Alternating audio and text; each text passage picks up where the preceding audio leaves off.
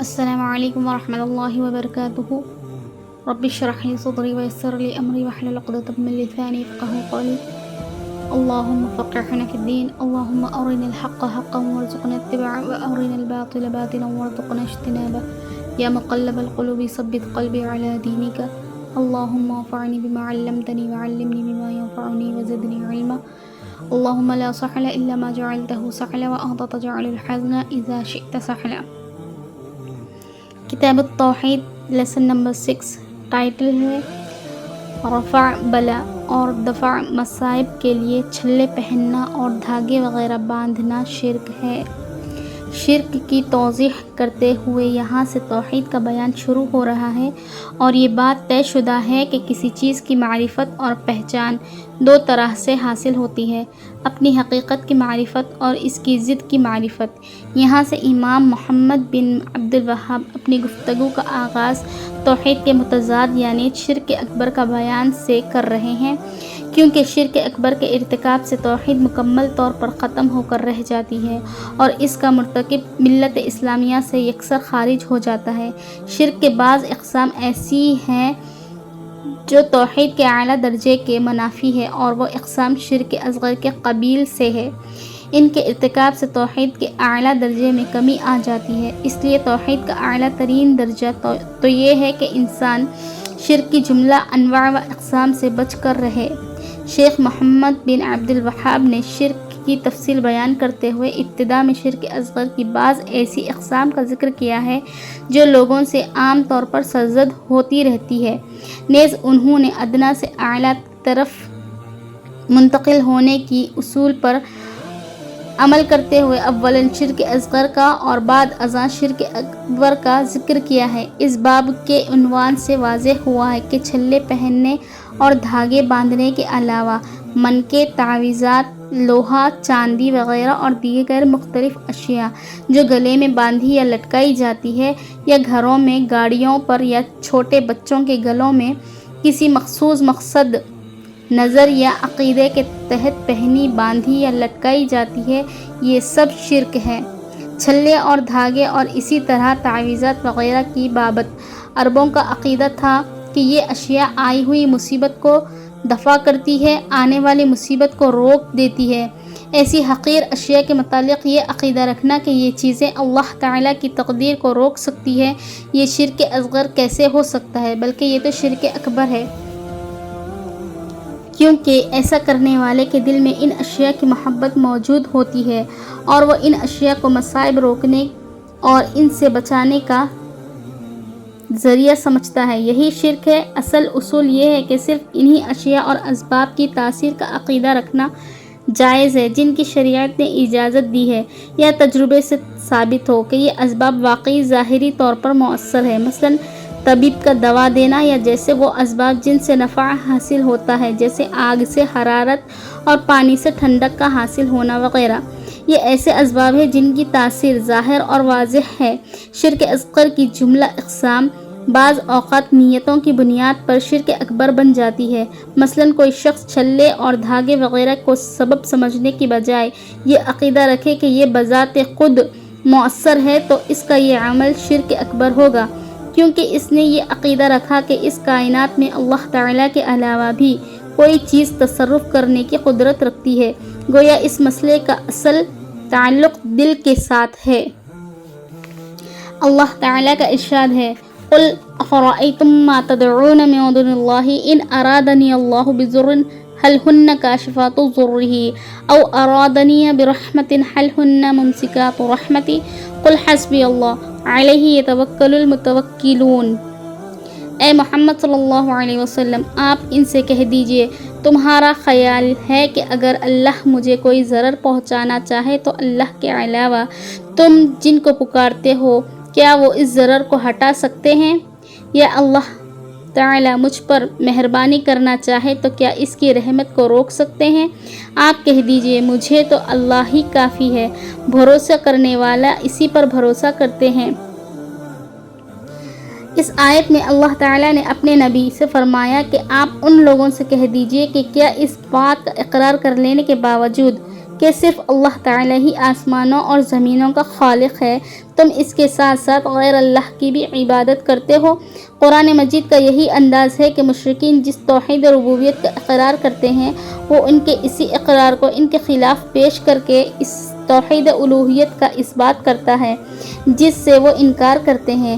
تدعون، تم پکارتے ہو، یہ پکارنا بطور سوال اور طلب ہو یا محض بطور عبادت۔ مشرکین میں غیر اللہ کو پکارنے کی یہ دونوں صورتیں پائی جاتی ہیں، اور اللہ کے علاوہ جنہیں پکارا جاتا ہے ان کی کئی قسمیں ہیں۔ مثلاً بعض مشرک تو مصیبت، دکھ یا پریشانی کے موقع پر بعض انبیاء، رسل اور صالحین کو پکارتے ہیں، بعض اللہ تعالیٰ کے فرشتوں کو پکار کے لائق سمجھتے ہیں، اور بعض ستاروں کی طرف، بعض اشجار و احجار کی طرف، اور بعض بتوں اور مٹی کے ڈھیروں کی طرف لپکتے اور جھپکتے ہیں۔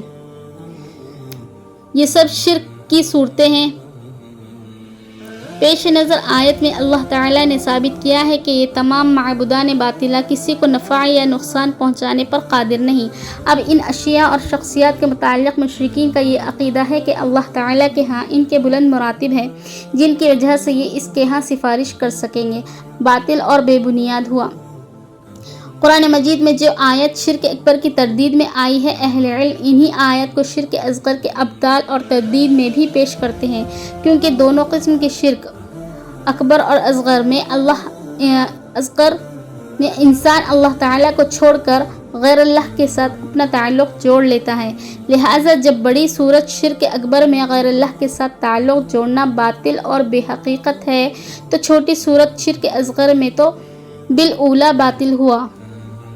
نیز اس آیت میں یہ بھی بیان ہے کہ اللہ تعالیٰ کے علاوہ کسی کو یہ قدرت حاصل نہیں کہ وہ کسی کو کچھ ضرر یا نقصان پہنچا سکے۔ اسی طرح یہ بھی ہے کہ جب اللہ تعالیٰ کسی کو کوئی ضرر پہنچائے تو اس کے حکم کے بغیر کوئی بھی شخص یا چیز اس ضرر کو ہٹانے پر قادر نہیں۔ اللہ تعالیٰ کے علاوہ کسی کو نفع دینے یا ضرر پہنچانے کے لائق سمجھنے کا یہی وہ مفہوم ہے جس کے پیش نظر مشرک لوگ چھلے پہنتے یا دھاگے باندھتے ہیں، اسی لیے ان کاموں کو شرک کہا گیا ہے۔ نبی صلی اللہ علیہ وسلم نے ایک آدمی کے ہاتھ میں پیتل کا چھلا دیکھا تو پوچھا، یہ کیا ہے؟ اس نے کہا، یہ وہنہ ایک مرض کی وجہ سے پہنا ہوا ہے۔ آپ نے فرمایا، اسے اتار دو، اس لیے کہ یہ تمہیں کوئی فائدہ نہیں پہنچا سکتا، تمہاری بیماری میں مزید اضافہ ہی کرے گا۔ اگر تمہیں یہ چھلا پہنے ہوئے موت آ گئی تو کبھی نجات نہ پا سکو گے۔ سبحان اللہ۔ آپ کا ماحاذی کہہ کر اس چھلے کے متعلق دریافت کرنے کا یہ انداز اس کے اس عمل پر شدید ناراضی، ناپسندیدگی اور انکار کے لیے تھا۔ وہنہ ایک بیماری ہے جو جسم کو کمزور کر ڈالتی ہے۔ امام ابن الاثیر الجزری فرماتے ہیں کہ وہنہ ایک ایسی بیماری ہے جس سے کندھے یا پورے بازو کی رگ پھول جاتی ہے۔ اس تکلیف سے نجات کے لیے دم بھی کرتے ہیں۔ بعض اہل علم کا قول ہے کہ کہنی اور کندھے کے درمیان حصے میں بعض اوقات تکلیف ہو جایا کرتی ہے۔ یہ تکلیف مردوں کو ہوتی ہے، عورتوں کو نہیں۔ نبی صلی اللہ علیہ وسلم نے اس شخص کو چھلا پہننے سے اس لیے منع فرمایا تھا کہ اس نے اس خیال سے پہنا تھا کہ وہ اسے مرض سے محفوظ رکھے گا، حالانکہ چھلے کا بیماری سے نجات سے کوئی واسطہ یا تعلق نہیں۔ انزع یعنی اسے اتار دو، یہ حکم تھا، اور جس شخص کو کوئی حکم دیا جائے اگر انسان جانتا ہو کہ وہ حکم کی اطاعت سے انکار نہیں کرے گا تو اسے ہاتھ سے منع کرنے کے بجائے زبان سے کہہ دینا ہی کافی ہوتا ہے۔ فَإِنَّهَا لَا تَزِيدُكَ إِلَّا وَهْنًا، یہ تمہاری بیماری میں مزید اضافہ ہی کرے گا، یعنی اگر تمہارے عقیدے کے مطابق اس کی کوئی تاثیر ہے تو یہ نہ صرف تمہارے جسم کو نقصان پہنچائے گا بلکہ اس کے ساتھ ساتھ یہ تمہاری روح اور نفس کو بھی نقصان پہنچائے گا، اور وہ یہ کہ تمہاری روح اور نفس کمزور ہو جائیں گے۔ مشرک کی عقل کام نہیں کرتی، وہ چھوٹے نقصان سے بچنے کی خاطر کوئی ایسا کام کر بیٹھتا ہے جو پہلے سے بھی بڑے نقصان پر منتج ہوتا ہے، مگر وہ عقل کی کمی کی وجہ سے نقصان کو نفع پر محمول کرتا رہتا ہے۔ اگر تمہیں یہ چھلا پہنے ہوئے موت آ گئی تو کبھی نجات نہ پا سکو گے۔ اس نفی میں دو معنوں کا احتمال ہے۔ ایک تو یہ کہ ایسا کرنے والے کو شرک اکبر کا ارتکاب کرنے والے کی مانند کبھی جنت میں داخلہ اور جہنم سے نجات نہ مل سکے گی، کیونکہ اس نے یہ عقیدہ رکھا کہ یہ چھلا بذات خود نفع بخش اور مفید ہے۔ اور دوسرا معنی ہے کہ ایسا کرنے والے کو مکمل نجات نہ مل سکے گی، کیونکہ اللہ تعالیٰ نے شرعی یا قدرتی طور پر جس چیز کو شفا کا سبب قرار نہیں دیا، اس نے اسی کو شفا سمجھ لیا۔ اس لیے اس مفہوم کے لحاظ سے اس کا شرک اصغر ہوگا۔ عقبہ بن عامر رضی اللہ تعالیٰ عنہ سے روایت ہے کہ رسول اللہ صلی اللہ علیہ وسلم نے فرمایا، جس نے بیماری سے تحفظ کے لیے کوئی تمیمہ، تعویذ، منکا وغیرہ لٹکایا تو اللہ تعالیٰ اس کی مراد پوری نہ کرے، اور جس نے سیپ باندھی اللہ تعالیٰ اسے بھی آرام اور سکون نہ دے۔ من تعلق تمیمۃ فلا اتم اللہ لہ، جس نے تمیمہ لٹکایا اللہ تعالیٰ اس کی مراد پوری نہ کرے۔ یعنی تعلق کا معنی جہاں لٹکانے کا ہے وہاں اس کا معنی دلی لگاؤ اور قلبی میلان کا بھی ہے۔ گویا کوئی چیز بیماری سے تحفظ کے لیے لٹکانے والے کا دلی لگاؤ اور قلبی میلان اس کی طرف ہوتا ہے۔ تمیمہ نظر بد سے تحفظ، نقصان سے بچاؤ اور کسی کے حسد سے حفاظت کے خاطر منکے یا کوئی دوسری چیز جو گلے میں پہنی اور سینے پر لٹکائی جائے اسے تمیمہ کہا جاتا ہے۔ ایسا کرنے والے پر نبی صلی اللہ علیہ وسلم نے بددعا فرمائی ہے کہ اللہ تعالیٰ اس کی مراد پوری نہ کرے۔ تمیمہ کو تمیمہ کہنے کی وجہ بھی یہی ہے کہ اس کے بارے میں انسان کا یہ اعتقاد ہوتا ہے کہ میرا کام یہی منکے وغیرہ مکمل اور تمام کریں گے، تو آپ نے اسی بد اعتقادی کی بنا پر بددعا فرمائی کہ اللہ تعالیٰ اس کا کام مکمل اور پورا ہی نہ کرے۔ اور جس نے سیپ گلے میں لٹکائی اللہ تعالیٰ اسے آرام اور سکون نہ دے۔ سیپوں کا یا منکوں کی ایک قسم ہے جسے لوگ گلے میں پہن کر سینے پر رکھتے ہیں یا پھر نظر بد سے بچنے کے لیے بازو پر باندھتے ہیں۔ ایسا کرنے والے کے بارے میں رسول اللہ علیہ وسلم نے بددعا فرمائی کہ اللہ تعالیٰ ایسے شخص کو آرام و سکون اور راحت میں نہ رہنے دے، کیونکہ اس نے اللہ عز و جل کے ساتھ شرک کیا۔ ایک روایت میں یہ الفاظ ہے، جس نے بیماری سے تحفظ کی نیت سے تمیمہ، تعویذ، منکا وغیرہ لٹکایا، اس نے شرک کیا۔ ابن ابی حاتم نے حذیفہ رضی اللہ تعالیٰ عنہ کے متعلق فرمایا، انہوں نے ایک شخص کے ہاتھ میں بخار سے تحفظ کے لیے دھاگا باندھا ہوا دیکھا تو انہوں نے اسے کاٹ ڈالا اور یہ آیت تلاوت فرمائی، وَمَا يُؤْمِنُ أَكْثَرُهُم بِاللَّهِ إِلَّا وَهُم مُشْرِكُونَ، اور ان میں سے اکثر لوگ اللہ تعالیٰ پر ایمان لانے کے باوجود مشرک ہیں۔ من الحمہ میں لفظ من تعلیل کا ہے، یعنی اس نے وہ دھاگا بخار کو دور کرنے اور اس سے بچنے کے لیے باندھا تھا، فقطعہ، تو انہوں نے اسے کاٹ ڈالا۔ یعنی اس سے ثابت ہوا کہ کسی بیماری سے تحفظ اور شفا کے لیے دھاگا وغیرہ باندھنا ایسا کبیرہ گناہ ہے جس پر ناپسندیدگی کا اظہار کرنا واجب اور اسے کاٹ ڈالنا ضروری ہے۔ نیز ثابت ہوا کہ جہنم سے نجات کے لیے صرف توحید ربوبیت پر ایمان رکھنا کہ ہمارا پروردگار رازق اور ہماری زندگی اور موت کا مالک اللہ ہے، یہی بات کافی نہیں بلکہ اس کے ساتھ ساتھ توحید فی العبادت بھی نجات کے لیے شرط ہے۔ اس آیت میں شرک سے مراد شرک اکبر ہے۔ مصنف امام محمد بن عبد الوہاب رحمۃ اللہ علیہ یہی بتانا چاہتے ہیں کہ صحابہ کرام رضی اللہ عنہم اجمعین شرک اکبر کے بارے میں نازل شدہ آیات سے شرک اصغر بھی مراد لیا کرتے تھے۔ اب چلیں اس لیسن سے کچھ پوائنٹس ہم ڈسکس کریں گے تاکہ ہمیں سمجھنے میں اور انشاءاللہ عمل کرنے میں بھی آسانی ہو سکے اور یہ برائیوں سے بچنے میں بھی ہمیں بہت آسانی ہو۔ پہلا پوائنٹ، بیماری سے تحفظ کی نیت سے چھلا پہننا اور دھاگے وغیرہ باندھنا سخت منع ہے۔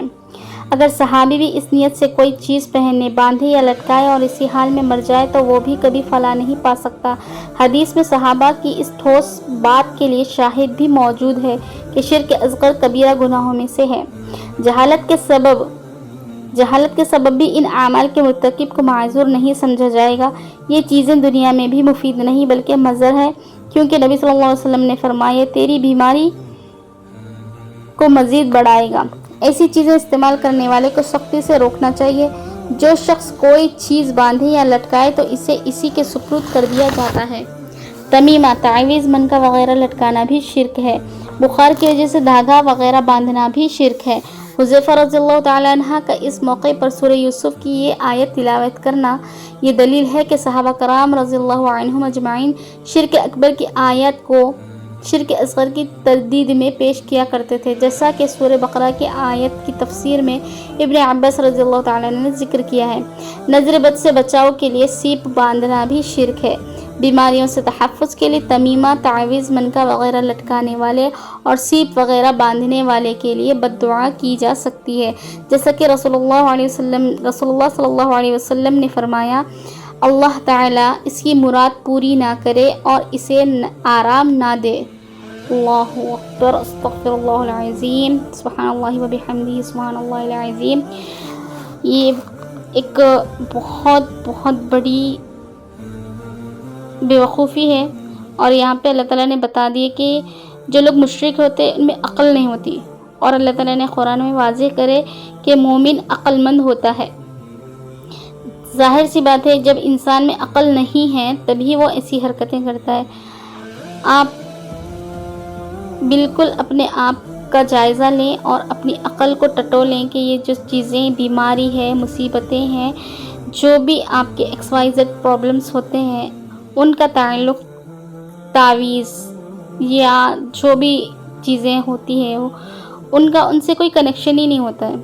یہ تو صرف شیطان ایک کھیل کھیلتا ہے ہمارے ساتھ تاکہ ہم ایک جہنم کا ایک بہت بڑا پلاٹ وہ ہمارے لیے فکس کرتا ہے تاکہ وہ ہم جہنم میں جائیں اس کے ساتھ۔ یہ صرف ایک کھیل ہوتا ہے، اور عقل مند لوگ یہ کھیل کو اچھے سے سمجھ جاتے ہیں کہ جو رب العالمین ہے، جو تمام کائنات کے پروردگار ہے، وہ چاہے تو ہمارے نقصان کو منٹوں سیکنڈز میں ختم کر سکتے ہیں، لیکن ایک مشرک جو رہتا نا وہ زندگی بھر یہ چیز میں گھومتے پھرتے رہتا، ہمیشہ پریشان رہتا، چاہے پرابلم بڑی ہو چھوٹی ہو جیسی بھی ہو، وہ اپنے آس پاس ان چیزوں کو اکٹھا کر کے اسی میں پریشان رہتا پوری زندگی۔ ہمیشہ وہ اس مسئلے کا حل ہی نہیں نکال سکتا، چاہے وہ بیماری ہو، نظر ہو، کسی بھی قسم کا کوئی بھی ریزن رہا، اور جب یہ ان چیزوں میں پڑ جاتا تو اس کی عقل ویسے ہی ختم ہو جاتی، بس وہ شیطان کے کھیل کا ایک حصہ بن جاتا ہے، اور آخر میں انجام،